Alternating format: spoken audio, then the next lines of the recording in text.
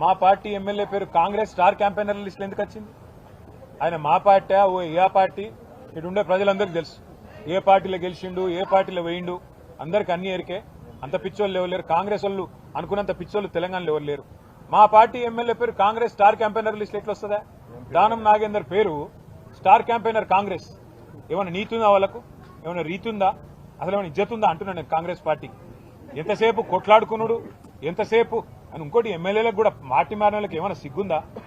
అది ఏ పార్టీలోనే ఉంటే చెప్పలేని దౌర్భాగ్యం ఏంది నాకు అర్థం కాదు.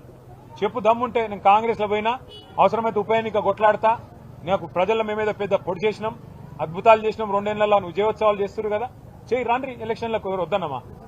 అల్టిమేట్ ఇక ఆల్ ఇండియా కాంగ్రెస్ కమిటీ కాదు, దాని పేరు ఆల్ ఇండియా కరప్షన్ కమిటీ.